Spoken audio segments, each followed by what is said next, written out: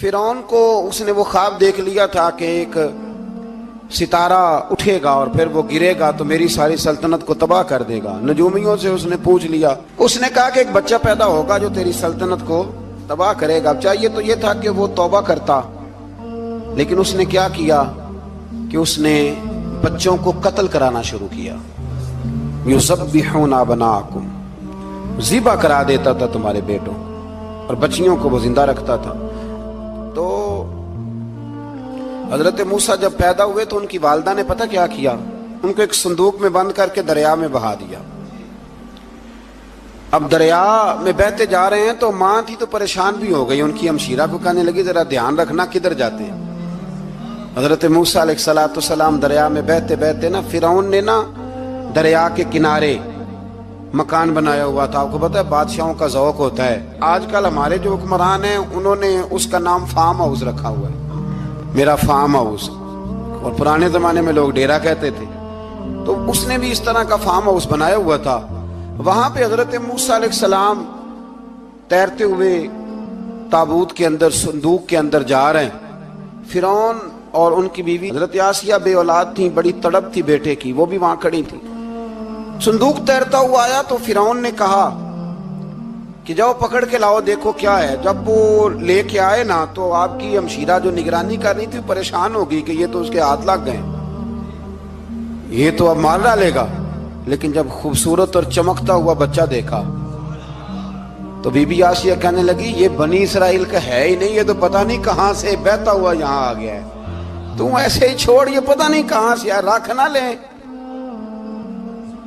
نہ لیں۔ تو حضرت موسیٰ علیہ السلام وہ کہنے لگا نہیں انہی کے ہیں، موسیٰ علیہ السلام اسی کے ہیں۔ تو آسیہ کہنے لگی تیرے تو سر پہ بس بھوت ہی سوار ہو گیا، ہر وقت وہی لوگ تجھے یاد رہتے، یہ پتہ نہیں کہاں سے بہ کے آیا۔ اب رکھ لیا، مان گیا فرعون۔ آپ فرعون کے گھر میں جو اس لیے بچے مروا رہا تھا کہ میری سلطنت حضرت موسیٰ پیدا نہ ہو جائیں، تو اسی کے گھر میں پرورش پانے لگے، اسی کے گھر میں۔ اب عورتیں منگائیں گئی دودھ پلانے کے لیے، تو حضرت موسیٰ علیہ السلام کسی بی بی کا دودھ نہیں پیتے، تو آپ کی ہمشیرہ وہیں دائیں بائیں گھومتی رہتی۔ تو کہنے لگی جناب آسیہ سے کہ میں ایک بی بی کو جانتی ہوں، بڑی صاف ستھری ہے، مجھے امید ہے یہ بچہ اس کا دودھ پیے گا۔ تو فرعون کہنے لگا دوڑ کے لا، تو وہ اپنی والدہ کو لے کے آئیں تو حضرت موسیٰ نے فوراً دودھ پینا شروع کر دیا۔ فرعون کو پھر تھوڑا شک ہوا۔ ایک روایت یوں بھی لکھی ہے بعض لوگوں نے کہ فرعون ایک دن اٹھایا ہوا تھا حضرت موسیٰ کی ابھی تھوڑی سی عمر تھی، تو آپ نے اس کی داڑھی پکڑ کے تو ایک گھونسا دے مارا، جلالی تو شروع سے ہے نا۔ تو کہنے لگا آسیہ تو مان نہ مان یہ بچہ وہی ہے۔ تو حضرت بی بی آسیہ کہنے لگی کہ تجھے غلط فہمی ہے، یہ وہ نہیں ہے۔ اس نے کہا دیکھو نا، یہ تو اٹھاتی ہے تو پیار کرتا ہے، اور میرے جب قریب آتا ہے تو اس کے لب و لہجے میں تلخی محسوس کرتا ہوں۔ اس نے کہا بچوں کو کیا پتا۔ خیر، ایک طرف اس نے کھانے پینے کی چیزیں رکھ دی، ایک طرف انگارے رکھ دیے۔ وہ بھی حضرت آسیہ کہتی ہیں کہ تجھے سمجھ آئے بچے بچے ہوتے ہیں۔ حضرت موسیٰ بچے تو تھے، پر تھے تو اللہ کے نبی نا، اللہ کے نبی تھے۔ جب اس نے کہا نا یہ بچے ہیں، تو حضرت موسیٰ علیہ السلام بجائے انگاروں کی طرف جانے کے، نبی تھے، وہ سیدھے کھانے پینے والی چیزوں کی طرف بڑھنے لگے۔ فرعون کہنے لگا اب بتا۔ اللہ تعالیٰ نے حضرت جبریل کو بھیجا، انہوں نے کہا ادھر نہیں جانا، آپ ادھر جائیے۔ تو آپ آگ کی طرف گئے اور ایک کوئلہ اٹھا کے زبان پہ رکھ لیا۔ تو آسیہ کہنے لگی سمجھ آئی، بچے کو کیا پتا کدھر جانا ہے کدھر نہیں جانا، اگر وہ اتنا ہی خیال ہوتا وہی بچہ ہوتا تو آگ۔ اور بعض مفسرین نے لکھا ہے یہ جو حضرت موسیٰ دعا مانگتے تھے نا رب اشرح لی صدری ویسر لی امری، یہ وہ آگ کا انگارہ جب کوئلہ منہ میں رکھا تھا نا تو اس کی وجہ سے زبان میں کچھ لکنت آ گئی، تو آپ دعا کرتے تھے کہ یا اللہ میری زبان کی وہ بند گرا کھول دے تاکہ میں کھل کے فرعون کے سامنے بات کر سکوں۔ وہیں حضرت موسیٰ پلنے لگے، وہیں پلے، وہیں جوان ہوئے، وہیں اللہ نے ساری دولتیں دی، بہن بھی ملی، ماں بھی ملی، اور سارے عزیزوں کا پیار بھی ملا۔ اسی گھر کے اندر اللہ نے پرورش کر کے فرعون کے ظلم سے بنی اسرائیل کو نجات عطا فرمائی۔ کہ موسیٰ بھی فرعون کے گھر میں پلنے لگے، اور جب جوان ہو گئے تو فرعون کے ہاں جو ظلم ہوتا تھا حضرت موسیٰ اس پر بول پڑتے تھے، جلال فرماتے۔ تو فرعون پھر ناراض رہنے لگا، یہاں تک کہ اس نے آپ کو نکال دیا آپ تشریف لے گئے وہاں سے. تو حضرت موسیٰ ایک دن شام کے وقت دوبارہ آئے بستی میں، لوگ سوئے ہوئے تھے. تو دو آدمی، ایک بنی اسرائیل میں سے اور ایک فرعون کی اپنی قوم میں سے، وہ دونوں آپس میں جھگڑ رہے تھے. لیکن وہ جو حضرت موسیٰ کی بنی اسرائیل کی قوم کا شخص تھا، اس پر وہ قبطی، وہ جو فرعون کے قریبی لوگوں میں سے تھا، وہ ظلم کر رہا تھا اور بوجھ اٹھانے کی بات کر رہا تھا. اب اس نے حضرت موسیٰ کو پکارا کہ یہ دیکھے میرے ساتھ کس طرح کی بات کر رہا ہے. تو حضرت موسیٰ کا ارادہ بھی نہیں تھا، آپ نے بس اس کو سمجھایا. پر کچھ لوگوں کو سمجھ، تو حضرت موسیٰ نے پھر ایک مکہ مارا، ایک گھونسا مارا، صرف ایک ہی. یہ کئی تگڑے اور دلیر اس طرح کے بھی ہوتے ہیں کہ گھونسا ایک بھی برداشت نہیں کرتے. وہ ایک مارا، آدمی دھڑام سے زمین پہ گرا اور ماری گیا.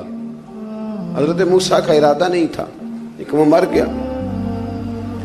حضرت موسیٰ علیہ السلام نے اس بات پر اپنے رب سے استغفار بھی فرمائی. قرآن کہتا ہے کہ انہوں نے معافی چاہی کہ اللہ میرا ارادہ نہیں تھا. بہرحال اگلے دن نا حضرت موسیٰ دوبارہ آئے. وہ سنا کرتے تھے نا ہم کہ بیوقوف دوست سے عقل مند دشمن بہتر ہوتا ہے. وہ کم از کم دشمنی تو عقل مندی سے کرتا ہے نا، لیکن جو بیوقوف دوست ہو بیوقوفی. حضرت موسیٰ دوبارہ آئے تو وہ بنی اسرائیلی اگلے دن کسی اور سے جھگڑا کر رہا تھا. پھر اس نے مدد کے لیے پکارا تو حضرت موسیٰ کہنے لگے مجھے لگتا یہ ہے کہ تیری عادت ہے، تو خود بڑا جھگڑالو ہے، تو نے روز نیا جھگڑا شروع کیا ہوتا ہے. حضرت موسیٰ جب اس کی طرف بڑے نہ ڈانٹنے کے لیے تو اس نے شور کرنا شروع کر دیا. کہنے لگتا ہے جس طرح آپ نے اسے کل قتل کیا تھا مجھے بھی قتل ہی کریں گے. یہ انسانوں کا مزاج ہے کہ آپ جب تک کسی کے طبیعت کے مطابق چلیں گے وہ راضی رہتا ہے، اور ذرا آپ اس کی طبیعت سے ہٹتے ہیں تو وہ شور کرتا ہے. اس نے کہا جی آپ مجھے بھی لگتا ہے ماریں گے. حضرت موسیٰ کلیم اللہ علی نبینا علیہ السلام کے بارے میں جب اس نے شور کیا تو بات پھر فرعون کے دربار تک گئی. وہ تو پہلے ہی بہانہ تلاش کر رہا تھا. اس نے کہا ڈھونڈو پکڑو اور معاذ اللہ شہید کریں گے. کسی نے آ کے خبر دی کہ آپ جہاں سے ہجرت کر جائیں، اس لیے کہ آپ کے لیے یہاں حالات درست. اور بھائی یہ چھوڑ دیا کریں بات کہ فلاں آدمی کے حق میں فلاں جگہ حالات کیسے خراب ہوئے. تو نبی کریم علیہ السلام مکہ چھوڑ کے کیوں آئے؟ حضرت موسیٰ علیہ السلام نے ہجرت کیوں فرمائی؟ یہ ایک ایسی عجیب بحث ہے جس کو لوگ بلا وجہ چھوڑ دیتے، بلا وجہ چھیڑ دیتے ہیں. اور بالخصوص ایک خاتون نے ایک دفعہ مجھے پیغام دیا تو میں بڑی اس کی بات سن کے مجھے عجیب لگا. وہ کہنے لگی کہ دوسری جگہ میری شادی ہوئی ہے، مجھے طلاق ہو گئی تھی، تو مجھے ایک تانا روز سننے کو ملتا ہے تو اتنی اچھی ہوتی تو وہاں نہ رہ لیتی. تو بھئی یہ کوئی تانے والی بات ہے؟ کوئی ضروری ہے کہ بیوی غلط ہوتی ہے تو طلاق ہوتی ہے؟ اللہ کے محبوب علیہ السلام کی دو صاحبزادیوں کو ابو لہب کے دو بیٹوں نے طلاق بھیج دی تھی. کس کی غلطی تھی؟ تو آپ کیا کہہ سکتے ہیں یہاں کیوں طلاق؟ تو اتنی جلدی بات تھوڑی کر دیں گے آپ، تھوڑی احتیاط فرمائیں بولنے میں. تو حضرت موسیٰ علیہ السلام وہاں سے نکلے اور آپ مدین کی طرف چلے گئے. مدین وہ علاقہ تھا جہاں فرعون کی حکومت کوئی نہیں تھی. حضرت موسیٰ جیسے ہی وہاں پہنچے تو ان کے اندر ایک جذبہ تھا، ظلم ہوتا نہیں دیکھ سکتے تھے. جب وہاں پہنچے تو انہوں نے دیکھا لوگ اپنے اپنے جانوروں کو گھاٹ پہ پانی پلا رہے ہیں اور دو خواتین ہیں وہ بالکل پیچھے کھڑی ہیں. تو حضرت موسیٰ کلیم آگے بڑھ کے کہنے لگے تم کیوں نہیں پانی پلاتی؟ تو وہ کہنے لگی ہمارا بھائی کوئی نہیں، باپ ہمارا بوڑھا ہے. اللہ اکبر. مجبوری یہ ہے، ہم ہیں بھی پردہ دار گھرانے کی، مجبوری ہماری یہ ہے کہ جب تک یہ سارے لوگ پانی پلا نہیں لیں گے اتنی دیر تک ہماری باری نہیں آئے گی. تو حضرت موسیٰ کلیم اللہ علیہ السلام فرمانے لگے اچھا یہ بات ہے تو جانور مجھے دو. وہ ہو یہ رہا تھا کہ چونکہ مرد پانی پلا رہے تھے تو اور جتنے بھی مرد آتے جاتے تھے وہ گھستے جاتے تھے اور عورتیں بیچاری کھڑی تھیں. حضرت موسیٰ جھٹ سے آگے بڑھے، پیچھے ہٹو. ان دو خواتین پاک باز عورتوں کے جانوروں کو پانی پلایا اور پھر آپ دوبارہ وہیں بیٹھ گئے. وہ بیویاں جلدی جلدی گھر گئیں، جا کے اپنے والد سے کہنے لگی ابا جی کمال ہو گیا، اس بستی میں ایک ایسا آدمی ملا ہے جو عورتوں کی طرف دیکھتا ہے تو نیکی کرنے کے لیے آگے بڑھتا ہے، جو مجبور اور بے کس کے لیے اچھے جذبات رکھتا ہے. فرمایا جلدی لاؤ، کچھ مفسرین اور طرف بھی گئے ہیں، لیکن جمہور نے لکھا ہے کہ وہ حضرت شعیب علیہ السلام تھے۔ حضرت شعیب نے گھر بلایا، اپنی ایک بیٹی کو بھیجا، فرمایا بیٹے بلا کے لاؤ۔ وہ جب گھر آئے تو آپ فرمانے لگے آپ میرے ساتھ اجرت طے کر لیں، 8 سال یا 10 سال آپ میری بکریوں کو چرائیں، میرے گھر میں رہیں۔ اور پھر فوراً ہی فرمانے لگے اگر آپ ہمارے گھر میں رہیں گے، دیکھ بھال کریں گے، تو میں اپنی ایک بیٹی کا نکاح بھی آپ کے ساتھ کر دوں گا۔ تو 8 سے 10 سال حضرت موسیٰ نے وہاں قیام فرمایا۔ اور پھر جب آپ کا نکاح ہو گیا تو آپ اپنی بیوی کو لے کے مصر کی جانب جا رہے تھے، تو رستے میں نا ٹھنڈ زیادہ ہو گئی، تو اپنی زوجہ سے کہنے لگے وہاں آگ جل رہی ہے، میں تیرے لیے آگ لے کے آتا ہوں تاکہ تو تاپ سکے، گرمی حاصل کر سکے۔ وہاں گئے تو درخت سے آواز آئی موسیٰ میں تیرا رب ہوں۔ درخت سے آواز آئی موسیٰ میں تیرا رب ہوں۔ اور حضرت موسیٰ کلیم اللہ کو وہاں وحی آنی شروع ہوئی، وہاں وہی اللہ تعالیٰ نے انہیں وہ عصا عطا فرمایا جو پھر بعد میں اژدہا بنتا تھا۔ رب کریم نے وہیں حضرت موسیٰ کلیم کو وہیں ید بیضا عطا فرمایا۔ اپنا ہاتھ گریبان میں ڈال کے نکالتے تھے تو چاند اور سورج کی طرح روشنی دیا کرتا تھا۔ ید بیضا لیے بیٹھے ہیں اپنی۔ میں کبھی کبھی کہا کرتا ہوں کہ مولا کے دینے کے انداز بڑے انوکھے ہیں۔ بھائی یوسف کو کنویں میں پھینکتے ہیں تو اللہ مصر کا حکمران بنا دیتا۔ تو پھر حضرت موسیٰ وہاں سے واپس آئے اور آ کر کے آپ نے دوبارہ وہ سارا نظام زندگی شروع فرمایا۔ موسیٰ علیہ السلام نے ان کو دعوت حق دی اور کہا کہ میں تمہارے پاس واضح نشانیاں لایا ہوں، بنی اسرائیل کو میرے ساتھ بھیج دو۔ فرعون نے معجزات پیش کرنے کے لیے کہا تو حضرت موسیٰ علیہ السلام نے اپنا عصا زمین پہ ڈالا، اپنا عصا، اپنی چھڑی، اپنا ڈنڈا زمین پہ ڈالا تو وہ ایک واضح اژدہا بن گیا۔ پھر حضرت سیدنا موسیٰ علیہ السلام نے اپنا ہاتھ گریبان سے نکالا تو وہ دیکھنے والوں کے لیے روشن ہو گیا، ہاتھ کے اندر نور پیدا ہو گیا۔ ید بیضا لیے بیٹھے ہیں اپنی آستینوں میں۔ فرعون کے سرداروں نے حق کو قبول کرنے کی بجائے اسے جادو قرار دے دیا اور کہا کہ یہ تمہیں اپنے ملک سے نکالنا چاہتا ہے۔ انہوں نے کہا اس معاملے کو ذرا ڈھیل دو اور جادوگروں کو جمع کرو۔ جادوگر آئے، انہوں نے فرعون سے کہا کہ ہم حضرت موسیٰ کے مقابلے میں جادو تو دکھائیں گے معاذ اللہ، لیکن اگر ہم غالب آ گئے تو پھر ہمارا انعام کیا ہوگا؟ سودا پہلے طے کر رہے ہیں، کیا انعام ملے گا؟ اس نے کہا کہ اگر تم غالب آ گئے تو میں تمہیں اپنا قریبی بنا لوں گا۔ بادشاہوں کا قریبی ہونا بھی تو بڑی بات ہے نا، لوگ بڑے پاپڑ بیلتے ہیں قریبی ہونے کے لیے، اور یہ جو قریبی ہوتے ہیں نا، بالخصوص جو بادشاہوں کے قریبی ہوتے ہیں، بادشاہوں کی تباہی کا سبب بھی یہی لوگ ہی بنتے ہیں۔ یہ ان کو روز خبر دیتے ہیں کہ سب اچھا ہے، سب اچھا ہے، اور دنیا کے زیادہ تر حکمران انہی لوگوں کی وجہ سے تباہ ہوتے ہیں کیونکہ ان کا خود عوام سے رابطہ نہیں رہتا۔ اگر وہ خود عوام کے ساتھ ڈائریکٹ رابطہ کریں تو شاید انہیں اچھی اور صاف ستھری چیزیں سمجھنے کو مل جائیں۔ خیر، جادوگروں نے جب کہا ہمیں کیا لوگے تو اس نے کہا تمہیں قریبی بنا لوں گا۔ جادوگروں نے موسیٰ علیہ السلام سے کہا کہ آپ پہل کریں گے یا ہم پہل کریں؟ تو موسیٰ علیہ السلام نے کہا تم پہل کرو۔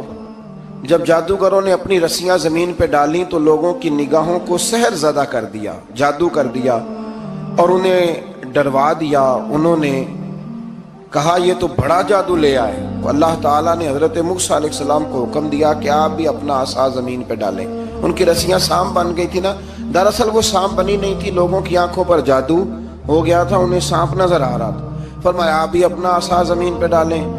وہ عصا سانپ بنا اور جادوگروں کی ساری چیزوں کو نگل ہی گیا۔ ان کی بہت ساری رسیاں سانپ بنی تھی، ان کا ایک ہی عصا سانپ بنا اور سب کو نگل گیا۔ اس طرح کے معجزے کی حقانیت اور جادوگروں کا بطلان ثابت ہوا اور فرعونی رسوا ہو گئے۔ جادوگر سجدے میں گر گئے اور اللہ پر ایمان لے آئے۔ فرعون نے انہیں دھمکی دی کہ تم میری اجازت کے بغیر ایمان لے آئے ہو، میں تمہارے ہاتھ اور پاؤں مخالف سمت سے کاٹ دوں گا، یعنی الٹا ہاتھ کاٹ دوں گا، سیدھا پیر کاٹ دوں گا، میری بغیر اجازت ایمان لے آئے ہو، اور تمہیں سولی پہ بھی چڑھوا دوں گا۔ انہوں نے کہا کہ ایمان لانے کی پاداش میں تم ہمیں سزا دینا چاہتے ہو؟ پھر انہوں نے اللہ تعالیٰ سے صبر اور استقامت کی دعا کی۔ اس کے بعد فرعون نے بنی اسرائیل کے بیٹوں کو قتل کرنے کی اور بیٹیوں کو زندہ چھوڑنے کا حکم دے دیا۔ موسیٰ علیہ السلام نے قوم کو صبر کی تلقین کی اور کہا کہ نیک انجام اہل تقوی کے لیے۔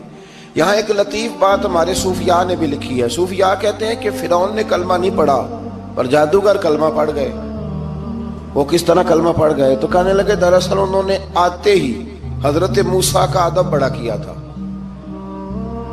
جادوگر حضرت موسیٰ کے مقابلے میں آ کے بھی ان سے کہتے ہیں کہ رسیاں آپ پہلے ڈالیں گے کہ ہم ڈالیں؟ آپ اصحاب پہلے رکھیں گے کہ ہم رکھیں؟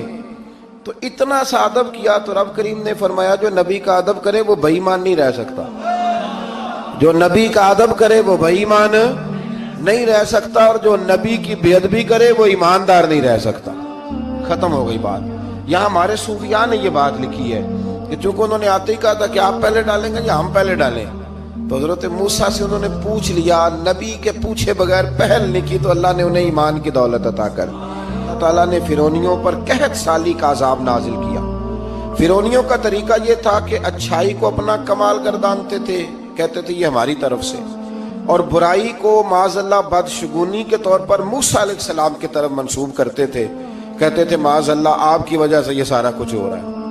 ہوتے نا نہیں کہتے ہیں جب سے میں وہاں گیا ہوں تب سے، ہمارے بزرگ ایک لطیفہ بھی سنایا کرتے تھے کہ کسی زمیندار نے نماز پڑھنی شروع کی تھی تو اس کے جانور مرنے شروع ہو گئے۔ اب لوگ سمجھتے ہیں کہ معاذ اللہ شاید یہ کسی بزرگ کے سبب سے ایسا ہے، حالانکہ یہ تو اللہ کی طرف سے آزمائش ہوتی ہے، اس کی حکمتیں ہوتی ہیں۔ اللہ تبارک و تعالیٰ نے ان پر عذاب کیا نازل کیا؟ آیت نمبر 130 اور 143 کبھی آپ سورہ اعراف کی پڑھیں، اللہ تعالیٰ نے ان پر ٹڈیوں کا، جموں کا، مینڈکوں کا اور خون کا عذاب نازل کیا۔ یہ کس قسم کا عذاب ہے؟ جمعے پڑ گئے، ٹڈیاں آ گئیں، یہ اللہ نے عذاب نازل کیا۔ جب وہ عذاب میں مبتلا ہوئے تو موسیٰ علیہ السلام سے کہا کہ آپ اللہ سے دعا کریں کہ ہم سے یہ عذاب ٹل جائے، اگر ایسا ہوا تو ہم ایمان لے آئیں گے، بنی اسرائیل کو بھی آزاد کر دیں گے۔ لیکن موسیٰ علیہ السلام کی دعا کے نتیجے میں جب عذاب ٹل جانے کے بعد فرعونی پھر اپنے وعدے سے پھر گئے۔ بنو قریظہ والوں نے بھی کئی دفعہ حضور سے وعدے کیے پر اپنے وعدوں پر قائم۔ ایک بات آپ سے یہاں روک کے عرض کر دوں، ہم بھی کئی دفعہ کہتے ہیں ذرا بریک کبھی گاڑی کی نہیں نہ لگتی تو ہم ارادہ کرتے ہیں کہ آج سے ہی نماز شروع کر دینی، ذرا طبیعت زیادہ لیل ہوتی ہے تو ارادہ کرتے ہیں نا کہ بھائی آج کے بعد ہم نے نیک، پھر کیا ہوتا ہے شفا ہو گئی تو چھٹی ہو گئی۔ یہ طریقہ درست نہیں، یہ تو کفار کا طریقہ بیان کیا نا قرآن پاک نے۔ یہاں فرمایا جب اللہ تبارک و تعالیٰ نے انہیں نجات دے دی تو اپنے وعدے سے مکر گئے، تو پھر اللہ تبارک و تعالیٰ نے بنی اسرائیل کو سمندر پار کر کے ایسی قوم کے پاس پہنچا دیا جو بتوں کی پرستش کرتی تھی۔ وہ تو بچ گئے لیکن فرعونی سارے دریا کے اندر غرق ہو گئے۔ حضرت موسیٰ علیہ السلام سے کہنے لگے کہ ہمارے لیے بھی یہ خدا بنا دیجئے۔ حضرت موسیٰ علیہ السلام نے فرمایا بت پرستی کرنے والے جاہل ہیں۔ یہ بت پرست قوم کے پاس جب گئے نا بنی اسرائیل والے، بت پوجتے ہوئے دیکھا تو کہنے لگے ہمارے لیے بھی سامنے بنا کے رکھ دو۔ فرمایا یہ تو جاہل ہیں، تم انہیں دیکھ کے اثر قبول کر رہے ہو، اور اپنی جاہلیت کے باعث یہ ہلاک ہونے والے بھی ہیں۔ پھر اللہ تعالیٰ نے بنی اسرائیل پر اپنی نعمتوں کا ذکر فرمایا، اور موسیٰ علیہ السلام نے اپنی قوم میں ہارون علیہ السلام کو اپنا جانشین فرمایا اور کوہ طور پر تشریف لے گئے۔ اللہ نے فرمایا وہاں آ جائیں، میں آپ کو تورات عطا کرتا ہوں۔ 40 دن کا یہ عرصہ تھا۔ موسیٰ علیہ السلام نے وہاں پہ جا کے، وہ سارا واقعہ بھی انہی آیات میں ہے کہ حضرت موسیٰ نے عرض کیا تھا کہ رب ارنی، یا اللہ میں تجھے دیکھنا چاہتا ہوں، تو فرمایا لن ترانی، تو نہیں دیکھ سکتا۔ وہ بھی یہاں اللہ نے ذکر فرمایا۔ پھر اللہ تعالیٰ نے اپنی ایک تجلی جب کوہ طور پہ ڈالی تو حضرت موسیٰ علیہ السلام تاب نہ لا سکے اور بے ہوش ہو گئے، اور پہاڑ بھی ریزہ ریزہ ہو گیا۔ اس کا ذکر بھی اللہ نے انہی آیات میں فرمایا۔ آیت نمبر 144 سے 155 تک حضرت موسیٰ علیہ السلام کو رسالت عطا کرنے، کلیم اللہ کا منصب عطا کرنے، تورات عطا کرنے کا ذکر ہے۔ آگے چل کے بتایا کہ جو متکبر لوگ ہیں نا وہ آیات الہیہ سے منہ پھیرتے ہیں، اور جو لوگ اللہ کی آیات اور قیامت کو جھٹلاتے ہیں ان کے اعمال باطل ہیں۔ फिर मूसा अलैहिस्सलाम के कोहे तूर पर क़याम के अरसे में बनी इसराइल के जेवरात से बछड़ा बनाकर उसे माबूद बनाने का जिक्र है। इनमें एक जादूगर था सामरी।